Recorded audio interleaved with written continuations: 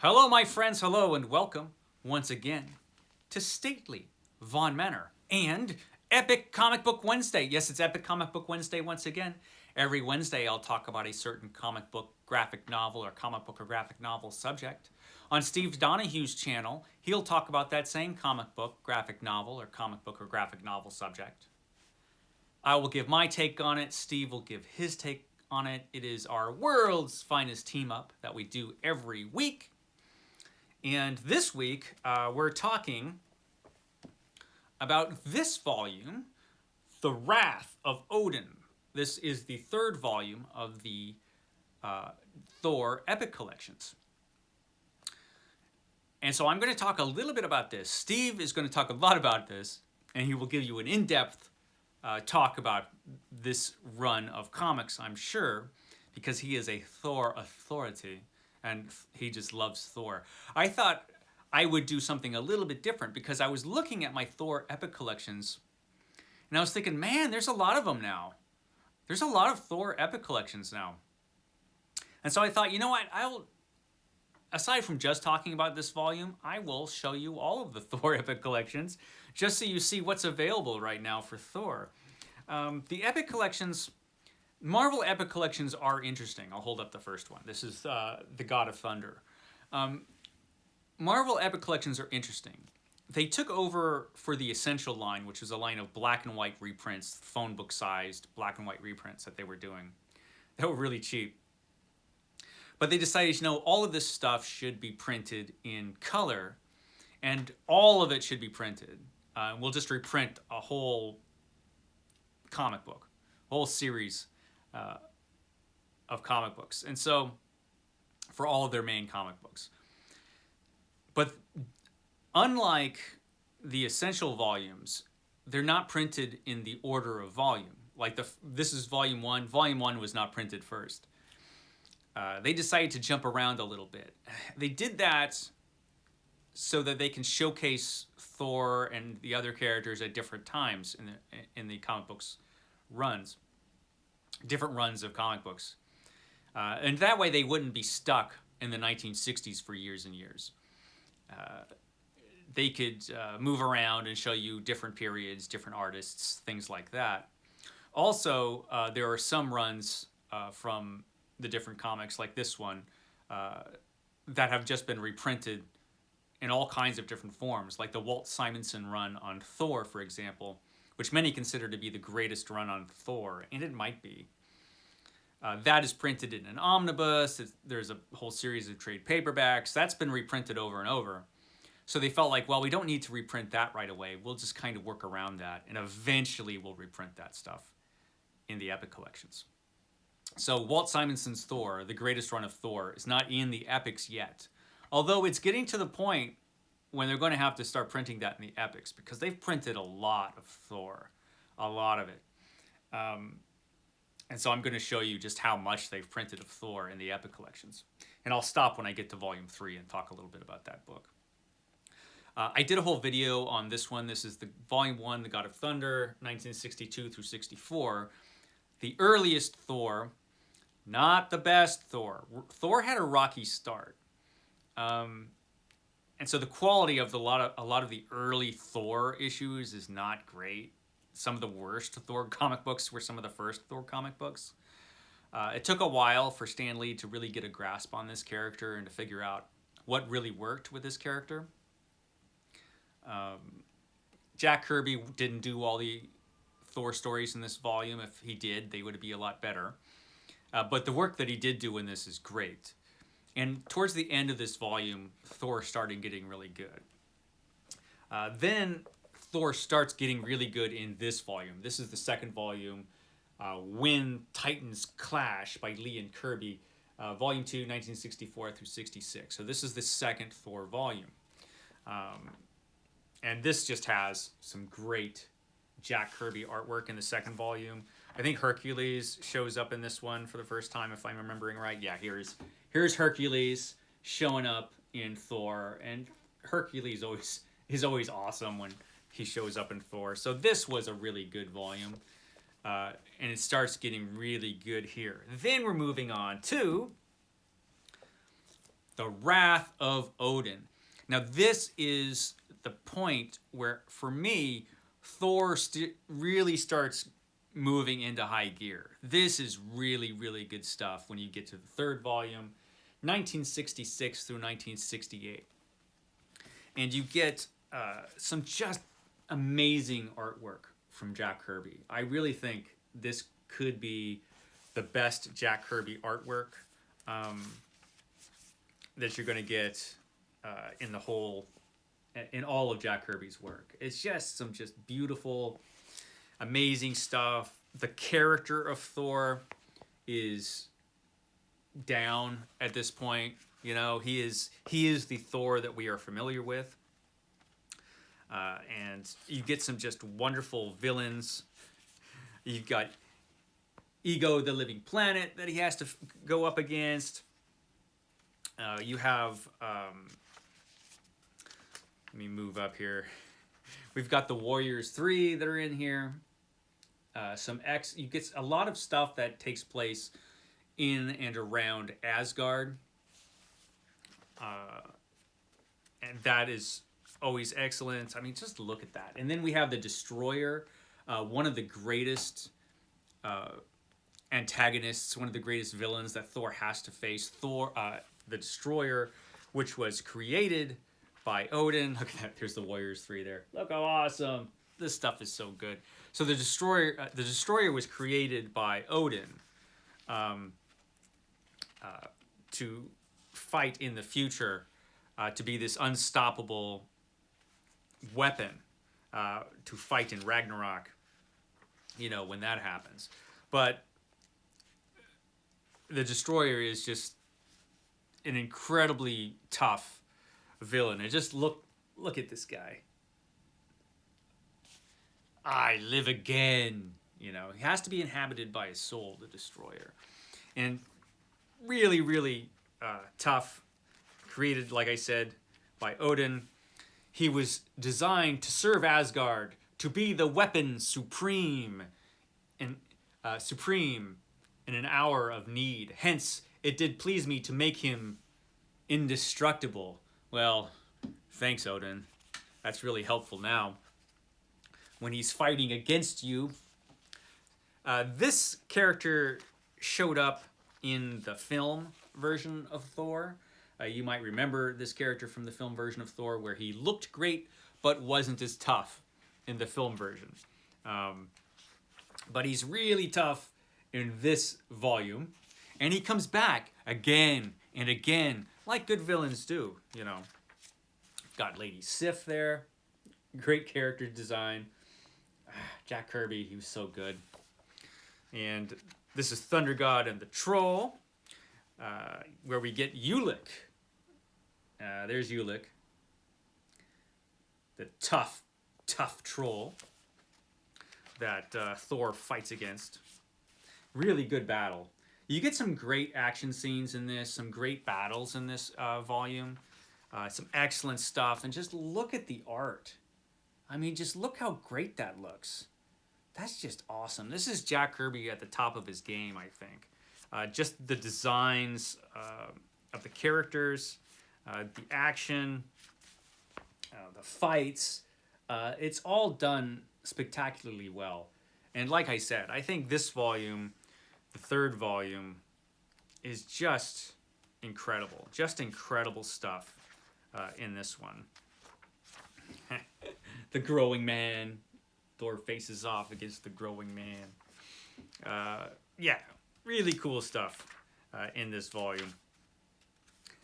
Oh, and this is Thor when he's abandoned on Earth.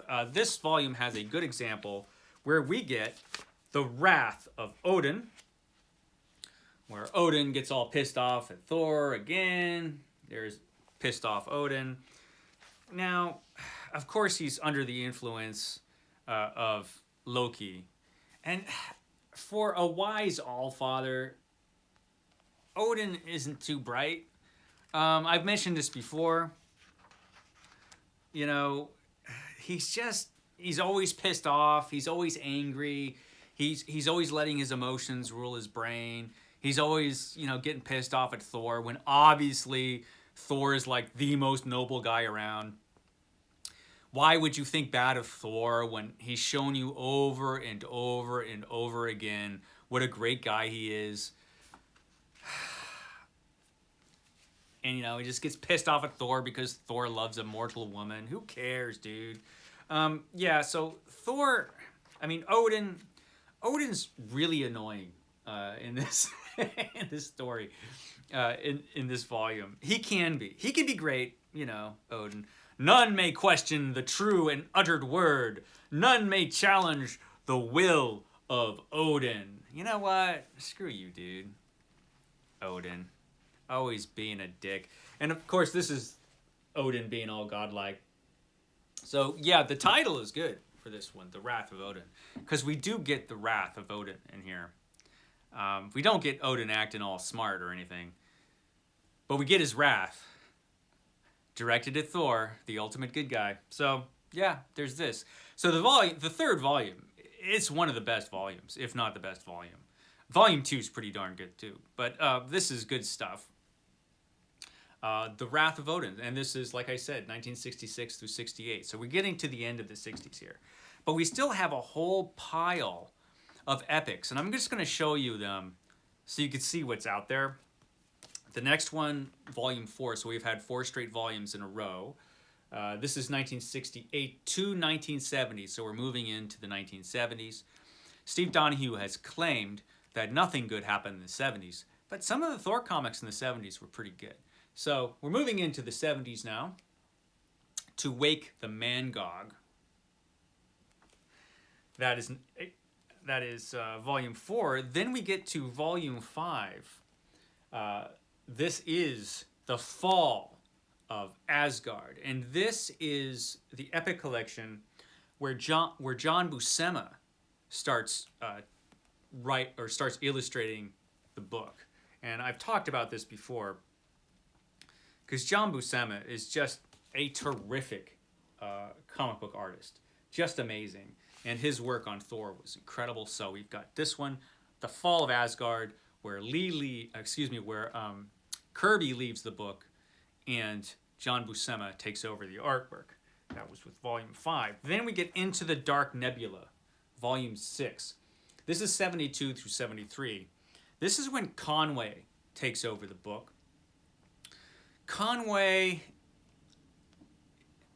he's an inconsistent writer. He could be good, Conway, but, you know, he's not the best. You know, he forgets details. He'll take a story to a certain point and then he won't know where to go with it. There's stuff like that. Thor becomes a dumber character when Conway writes Thor. The artwork is still fantastic. Just some great artwork in here from John Buscema. I mean, just great stuff. Oh, look, it's the Garbage Man. You'd think the garbage truck comes like every 5 seconds here at Vaughn Manor. It feels like it. There's Odin pondering.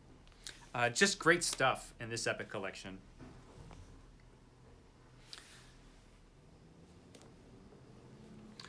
And then we move on to You Look Unchained, which I talked about not too long ago. This is Volume 7, 1973 through 1975. You Look Unchained. Moving into the 1970s. And so we've had a pretty good unbroken run of Thor comics. We're up to issue 241 here for Thor, and then we jump ahead. This is A Kingdom Lost by a bunch of different people, and Doug Moench was a writer, Pollard, Macchio, Grunwald. A lot of people worked on this one. This is Volume 11. Now this, it moves from 1975 all the way to 1981. So there's a pretty big gap. So we've got 3 epic collections that are in between the last one and this one. This is Volume 11. And it's pretty good.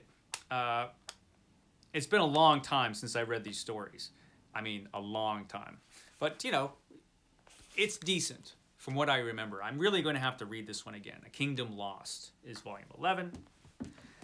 Then we move right on further into the 80s with Volume 12. This is 1982 to 83. Then we get this one. We jump ahead again from Epic Collection Volume 12 to Thor Epic Collection Volume 16.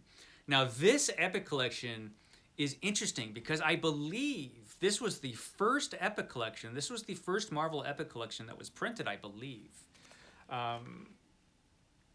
And it's already Volume 16. Yeah, you can see on the inside that there were only a few Marvel Epics at the time that this was printed. And this is printed, this takes over after Walt Simonson's run. I think this one, RuneQuest, this ends in Thor 336. So this ends right before Walt Simonson's run. And this is after. So there's a bunch of Walt Simonson stories in between that last one and this one. Eventually we'll get those Walt Simonson Epic Collections, but they might be the last Thor Epic Collections that they print. We'll see. But this is a good one. War of the Pantheons. This has Ron Friends in it. Is it Ron? Randall Friends. Ron Friends. It is Ron Friends. Randall Friends is in here too. But this has some really good artwork in it. This is some good stuff. I'm going to have to read this one again too. Got Spider-Man in there. Cool stuff. So this is after the famous Walt Simonson. Then we move on to number 17. This is Immortal Flesh. This is 89 through 1990. So we're moving into the dark times for Thor. The 90s were not Thor's best time. Then we move right to the next epic, Volume 18, 1990 to 91. This is the Black Galaxy. Things are starting to get weird in Thor a little bit here, but it's still good stuff. Oh, look, there's Beta Ray Bill on the cover. This is Volume 19, so we're just moving right along with an unbroken run, 91 through 92. This is the Thor War. The Thor War. Then we move right to the next volume. This is the final gauntlet. This is 92 through 93. And then, after this one, we're jumping ahead in the epics to number 23. So there's a couple epics between the last one and this one. This could be, depending on what Marvel decides to do, this could be the last Thor Marvel Epic Collection. After the stories in this volume, Thor and all of the Avengers characters are whisked away into another universe. And Marvel farmed out all the Avengers characters, and it was a whole mess, which I won't get into here. But this was the end of the initial run of Thor. This ended with Thor 502, which was the last of the original run of Thor, if I'm remembering right. Yeah. And then Thor, I believe, came back when they all returned from that terrible universe. Eventually, they were going to return. So they returned, and I think Thor got a new #1 issue. Let me know if I'm wrong. But I think this was it for the initial run of Thor. And this might be, depending on what they decide, it might be the final Thor Epic Collection. This is Volume 23. It's really strange.